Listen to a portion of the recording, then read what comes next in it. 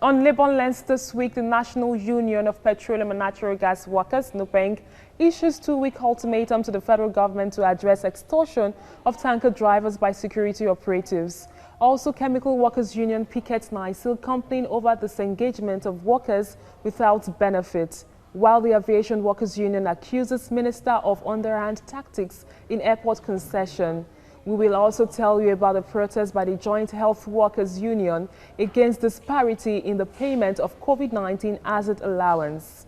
These stories of agitation by organized labor over continued rendering of workers redundant without due process or honoring collective bargaining agreement will form the basis for our discussion on the program. The man leading the oil and gas workers in their struggle is my guest. Ellen, welcome to the program. I am Sharon Ijason. Let's take a moment.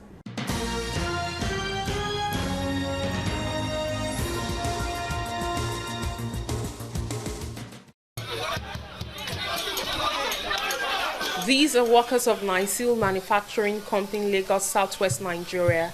According to them, they were shut out of the company where they have been working for a while. According to them, this was done without prior notice. They claim they have been working actively before COVID-19, during the lockdown, and now.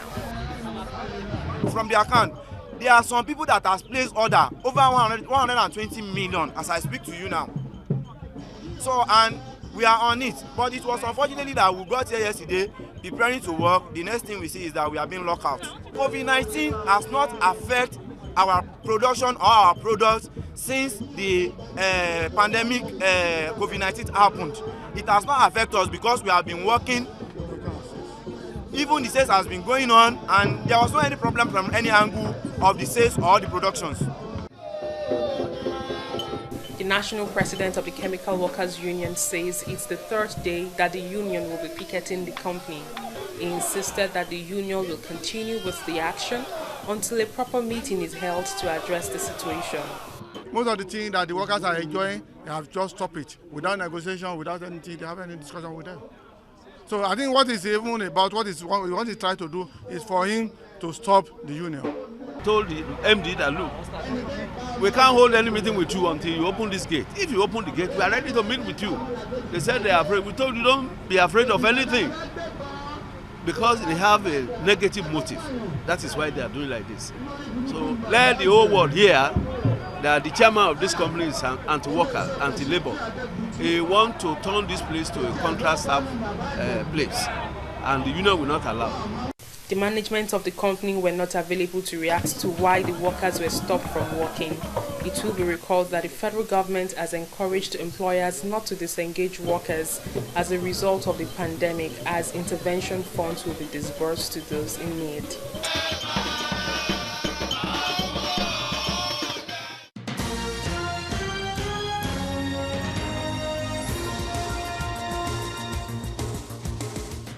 About a week after the National Association of Resident Doctors suspended its nationwide strike, another key organ of Nigeria's health workforce is threatening to down tools. The Joint Health Sector Unions, JOHESU, said it would be left with no other option but to embark on a nationwide industrial action if the government fails to amend what it's described as gross discrimination against its members in the implementation of the newly approved inducement and hazard allowances for medical workers. The association is also protesting, among other issues, the alleged withheld salaries of its members. Hazard pay, a wage supplement paid to workers who do dangerous jobs, has been the growls of Nigerian health workers since the advent of the coronavirus pandemic. Health workers, being the first respondents to patients, have continued to be at risk of exposure to coronavirus. Although health workers have been advised to use full personal protective equipment before attending to patients, many do not have access to this equipment, and as a result, nearly 1,000 health workers have tested positive for coronavirus in Nigeria.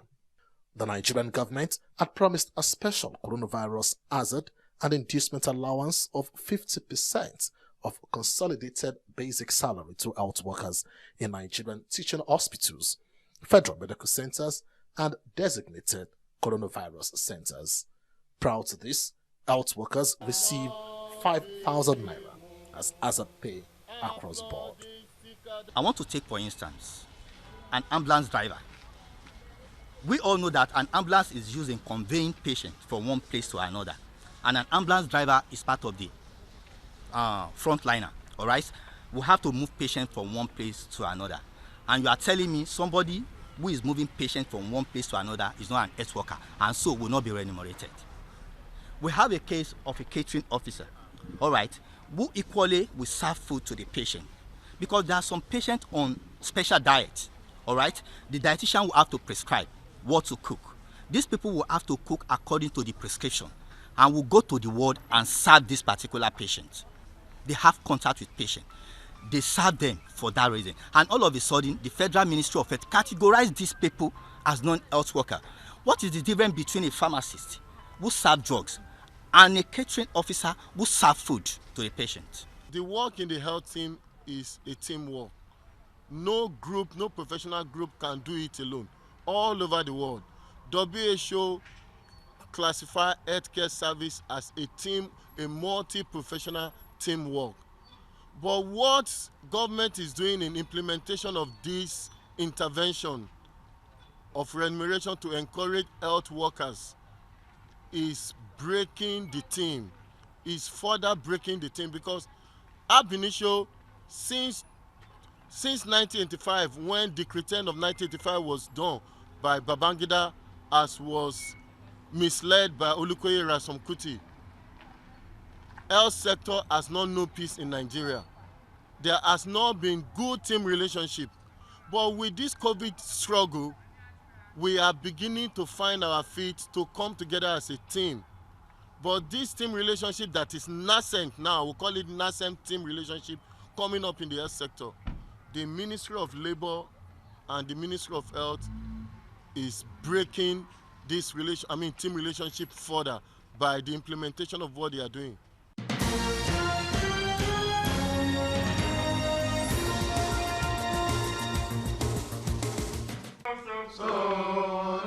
The National Union of Petroleum and Natural Gas Workers, NUPENG, is not happy with the security situation across the country. The union issued a 2-week ultimatum to the federal government and relevant agencies to address the situation. It says tanker drivers complain about continuous extortion by security agents at different checkpoints across the country. During the press conference, the leadership of the union called on oil companies who have rendered workers redundant without paying their benefits to review such action. From our meeting, we discussed the issue of the bad roads that our tanker drivers are going through in the course of discharging their national duties. And we also talk about multiple roadblocks, especially in the Warri axis, from Bini down to Warri, Sapele. These are the areas where we have multiple roadblocks, checkpoints, and what are they there for? They are purely there for extortion and harassment of motorists, most especially tanker drivers. Because everybody believes that petroleum workers are very rich, and they see them as their ATM. So severally we've been complaining about this, and right now we want to put a stop to it. So we are calling on the federal government to call all the security agents to order, that petrol tanker drivers are on essential duties. If you check their paper, allow them to move. It's quite unfortunate that it is in bad spots on these deplorable roads that they set up these checkpoints. They compound the problems of tanker drivers who are trying to maneuver across these deplorable roads, and these are the same points, they will be extorting money from them. So we have resolved to give federal government 2 weeks to address this twin issue of bad roads and extortion from the security agencies. From next week, Monday, we've instructed all our tanker drivers to start putting green leaves in front of their trucks. That will go for 1 week. The second week, we're going to start 2 hours morning prayers at every loading point across the country, and everywhere tanker drivers are having their stopovers. Continue the conversation with the rise in unemployment rate in Nigeria, which is worsened by the COVID-19 pandemic. The COVID-19 pandemic brought about several economic issues like work closures, redundancies, and unfair labor practices by some employers in the oil and gas industry. Unfortunately, some employers in the industry have been exploiting the situation to embark on unbridled declaration without any form of empathy or consideration for the productive effort of these workers. Joining me on the program is the national president of NUPENG, Williams Aquaria. It's good to have you on the program. Thank you, Sharon. Thanks for having me once again. It's been a busy week for NUPENG. Can you tell us why it's important for NUPENG to issue the 2-week ultimatum to the federal government? Yes, we had a virtual National Executive Council meeting, and issues affecting members in the oil and gas sector were straight. And among them were management that have used the opportunity of the COVID-19 to terminate workers, and especially union-organized workers, because we found out that even in the same operations, workers that are not organized are not threatened. They are the ones that they call for duties, while members that are organized, are the ones that have been threatened with downsizing, reduction of salaries, and based on that, we came out with those positions. Talking about unionization in the oil and gas sector or in any sector whatsoever in Nigeria, looking at what, taking a cue from what you said, that those that are not unionized are not victimized, would you say that some employers of labor are trying to capitalize on the situation right now, which is that COVID-19 has reduced productivity in some sectors, and therefore probably layoffs is what is essential at this point? Yes, unfortunately, that is the situation we are having on ground. The fact of the issue is that Nigerian employers really don't want organized workers. They don't want workers to be organized into union in their companies. We have a lot of them that once worker indicate interest to want to organize into union, they are threatened, and in more cases victimized. So, and in this COVID-19, that is exactly what is playing out now. Even when we are aware that there are jobs, even when we know too that the workers are engaged in essential services, we have had so many of these companies that have used the opportunity, to push members out. But that does not mean to say that we don't also have employers that doesn't, go that way. We have employers that even when they kept workers at home, have continued to pay all their allowances in full, and even salaries. So apart from that, some have even gone to also even provide some stimulus packages, to them. We have such employers.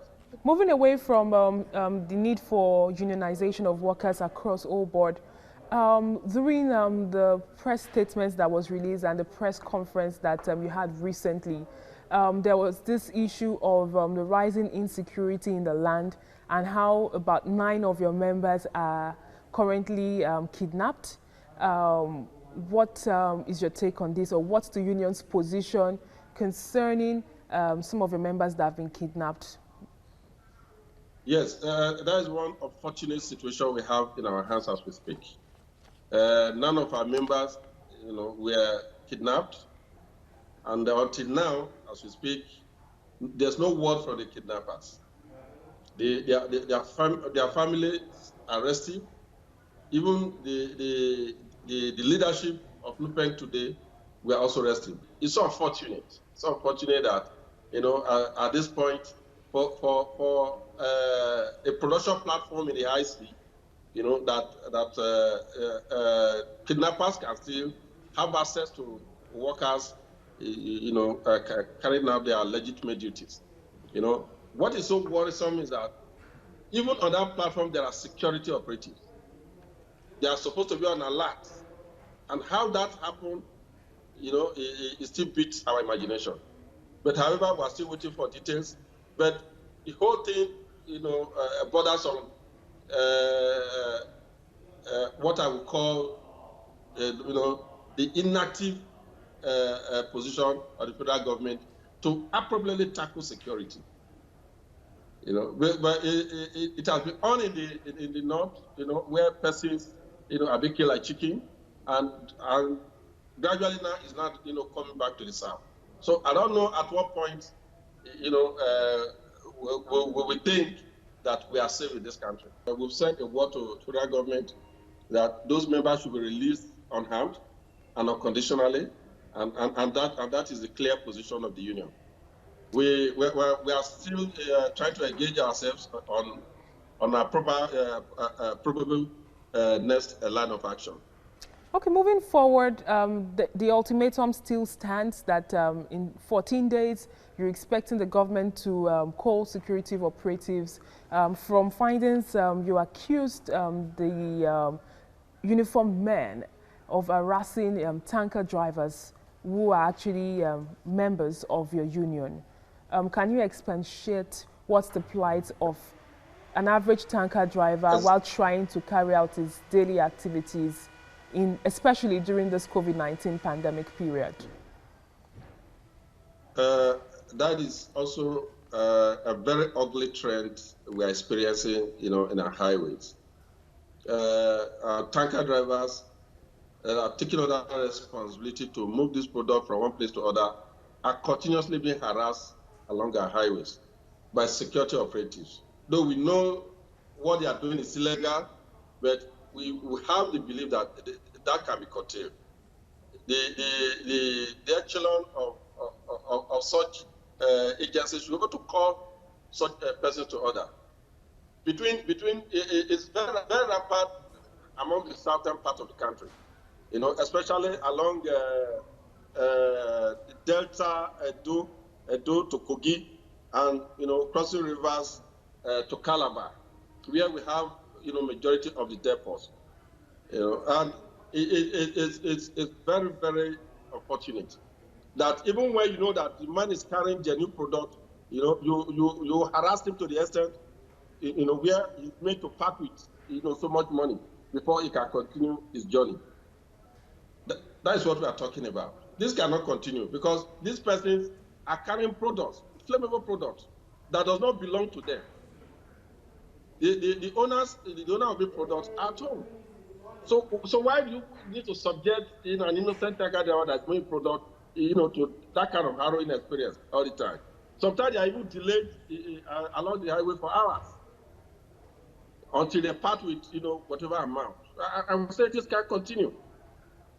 Okay, very quickly moving forward, there's the report in the oil and gas sector that many of your members have been rendered redundant without payment of their benefits. Can you tell us what the next in session position is as regards this development? Yeah, we had a clear case of one valiant Nigeria company. It's a Nigerian employer. He's into manpower contracts, in the drilling sector of the oil and gas. And this man has a patent of employing workers and not pay them. We have in history that even the issue of sea wolf, it was behind them, and how he possibly pulled out the workers there and declare his company bankrupt. Today, those workers have not been paid their entitlement. And now he's back to the drilling sector now, working with bore drilling. And the first time he had the opportunity of working with Shell, with Total, with Total and Shell. He initially worked in Total. And the same group of workers, he also carried them to Shell, for drilling operations. Immediately after that, he came up with a story that he need to reaccredit the rig, and that the workers should come out of the rig, for a while. That once the rig come back, he will contact them back, and that was it. Immediately the workers came out, he employed other persons, to replace them. Even their last month's salary of October was not even paid. Their terminal benefit, as indicated in their CBA, was also not paid. Everybody has tried to reach out to him. He has continued to also remain evasive. So those are kind of the employers we see in the industry. And I'm surprised today he's still working for Shell. Such persons shouldn't be given the opportunity to employ Nigerians. And we are using the opportunity to ask that DPRO napping should stop giving that man any contract. Who is this person in particular Because that you're talking about, if I may ask? We're talking of Mr. Abdullah, is the managing director of that company. What he does mostly is immediately he employs somebody, and work for a few months. He will go and register other companies. As we speak, he has registered about 5 companies where he employed 2 or 3 persons, for his operations. So, like, how many of your members are affected at the moment? So far, I think about 50 of them. 50 of them were affected in this particular issue we are talking about. And apart from him, generally, the international oil companies, would you say that they've been cooperative during this COVID-19 pandemic? Well, we have also tried to engage them, and their response is the man, especially in case of Total, said that the man have finished working with them, that the contract with them has elapsed, and don't have anything to do with the man anymore. This brings us back also to the issue of casualization, outsourcing, insourcing of workers. What has always been the union's position towards this? That is also a challenge we are also facing. In Nigeria, the way things are done is different from the way they are done elsewhere. There are these contract staffing, in other clients, but they are not carried out in this manner. Everybody follows the rules strictly. But in Nigeria, we try to double team, and go through shortcuts, to achieve, selfish gains. Because even if you are we are not against contract staffing anyway, but a worker also deserves is a entitlement. Because once you say we are against contract staffing, now they will say, is Nigeria the only country where the oil, where we have oil production being produced? That happens everywhere. But okay, is it the same practice elsewhere? These IOCs that are operating here, they also operating elsewhere. Is that how they engage contract staffing? And once you give out manpower contract, such worker does not have right to belong to union and also agitate for his welfare.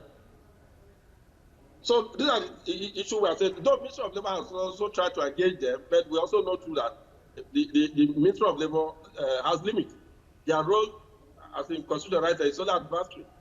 And once they advise, the employers will say, well, that is not acceptable to them, and they'll continue to go their way.